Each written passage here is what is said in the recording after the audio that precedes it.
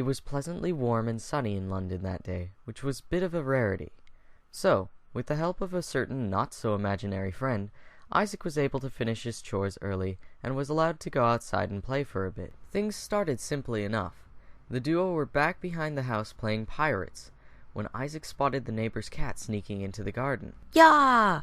We've got an enemy spy off the starboard bow!" Isaac yelled, captivated by fantasy and imagination. "Yo-ho! I'll get some, Captain Isaac!" exclaimed First Mate Jack, in his best hearty pirate accent. Laughing Jack's arms stretched out across the garden and snatched up the unsuspecting feline, who began to struggle quite vigorously. "Don't let him get away, Jackie, or I'll make ye walk the plank," Isaac antagonized. Jack's grip on the cat tightened, and his arms grew and extended like anacondas, wrapping themselves around the wily feline as it struggled for dear life. Jack's arms just kept squeezing the animal, pressing the air out of its lungs. As the once dear house pet's eyes began to bulge out of its sockets, there came a loud snap. Jack quickly released the creature from his grasp as its lifeless furry husk thudded against the ground. There was a hushed silence as the two observed the cat's now twisted and mangled corpse. The silence was finally broken by an uproarious laughter, coming from Isaac. "Wow, I guess cats really don't have 9 lives." Isaac exclaimed, nearly teary-eyed from laughter. Laughing Jack began to chuckle as well. "Yeah, but won't you get in trouble if your mother finds your neighbor's cat dead in her garden?" Isaac's laughter quickly subsided. "Oh no, you're right. I'll just throw it back into the neighbor's yard?" Isaac panicked as he grabbed a nearby shovel and scooped up the broken cat cadaver before lobbing it over the fence back into the neighbor's yard. They quickly went back inside and up to Isaac's room. About an hour later, it came. The ear-piercing squawk of Isaac's mother shrieking his name from downstairs. Neither Jack nor Isaac said a word as he crept down the stairs alone to face whatever horrible fate was coming to him. Jack could hear much yelling from downstairs, but he couldn't make out what was being said. After about 30 minutes, a teary-eyed Isaac ascended the stairs back up to his room. "Well?" Jack asked nervously. Isaac just stared at the ground as he spoke. "I tried to tell her it was you who hurt the cat. She didn't believe me. Said you weren't real." Jack frowned, knowing this was all his fault. Isaac used his sleeve to wipe away his tears. "I'm being sent off to boarding school. I'm leaving tonight, and you can't come with me." Laughing Jack's face turned to shock. "What? I can't come? Where will I go?" Isaac said nothing but pointed over to the beautiful colored box from where his friend had originated. "Back in there? But I won't be able to get out until..." Jack paused. Isaac looked up at his only friend with tears streaming down his face. "Jack, I promise I'll come back for you as soon as I can." Jack looked at the box, and then back at Isaac. "And I'll be right here waiting for you, kiddo." Jack smiled. A single tear ran down his cheek. He walked over to the box and with a puff of smoke was sucked back inside, unable to be free until once again opened. That night, Isaac was sent off to boarding school. For the first time, Laughing Jack felt what it was like to be lonely. Even when trapped in his box, Jack was able to see the things going on around it. So each day, he waited for his friend to return, and each day the room grew older and dustier.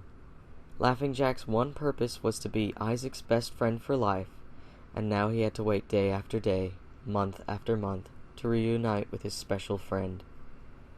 Isaac's parents still lived in the house, but never came to the upstairs room. The only time they made their presence known was when Jack would hear them fighting.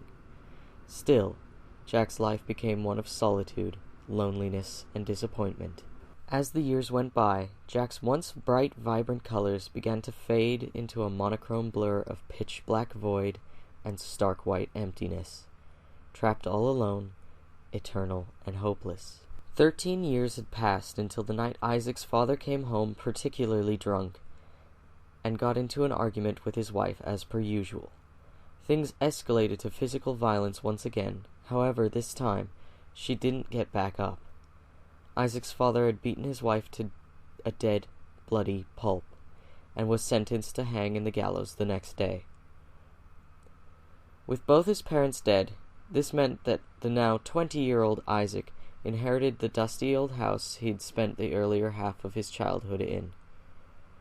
Laughing Jack was quite surprised when he heard his old friend's footsteps walking up the stairs to the attic room for the first time in 13 years.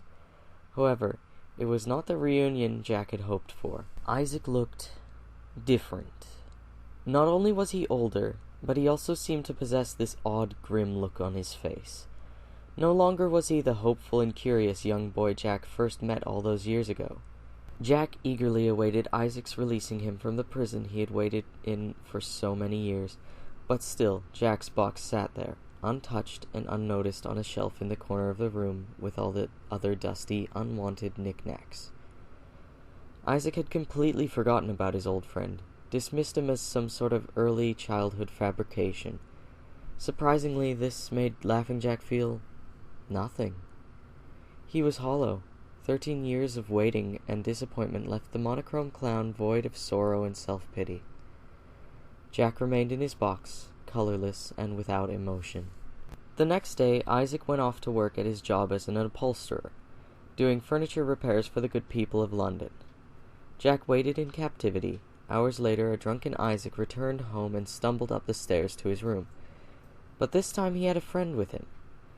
It was a lady friend Isaac had picked up from the bar earlier that evening. She was beautiful, with flowing blonde hair, sapphire blue eyes, and a smile that could melt hearts. Laughing Jack's attention was drawn to Isaac's guest. Who's this? A new friend? Why does Isaac need new friends? I thought I was Isaac's only friend. Jack thought to himself within his hellish confinement. Isaac and his lady friend sat down on the bed and chatted about life in London.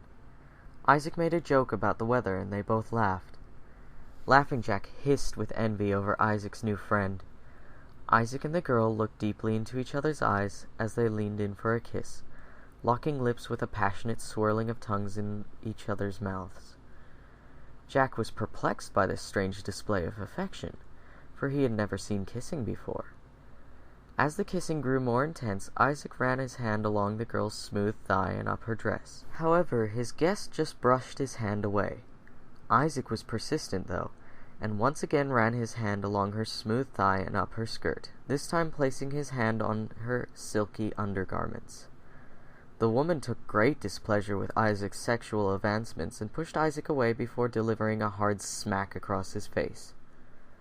Isaac's eyes darkened as he glared at the woman. His once drunken passion turned to a booze-filled anger. The woman's heart sped up as she saw Isaac's face boil with rage. "Stupid whore!" Isaac yelled as he smashed his fist into the girl's face. Laughing Jack's eyes widened as he witnessed the long streaks of red liquid gushing from the girl's nose. What game is this? He thought, his eyes a virgin to such violent sights. Isaac firmly clutched the girl's wrist in one hand as he tore her panties off with the other. The terrified girl tried to fight back, but Isaac was overpowering her. He roughly fondled her breasts before savagely grabbing her hair and forcing his tongue down the sobbing woman's throat, who responded by chomping down as hard as she could on Isaac's tongue. Jack watched with wide and curious eyes as his old friend released his new playmate and clutched his mouth as it filled with warm red blood. The frightened girl fell off the bed and dropped down onto the floor as she scurried towards the exit. Isaac quickly lurched forward and was able to catch his fleeing plaything by the end of her dress. Reaching back, he wielded a lead candlestick off the nightstand beside him, and with all his might bashed in the back of the young woman's head, which burst open like a ripe watermelon. Thick blood splattered across the room as the girl's body convulsed on the ground for several seconds before going completely still. Blood was everywhere. Some droplets even managed to get on Laughing Jack's box, who was very much enjoying the show. For the first time in 13 long years, a smile began to creep across Laughing Jack's face, and all of a sudden, a chuckle escaped his cold lips.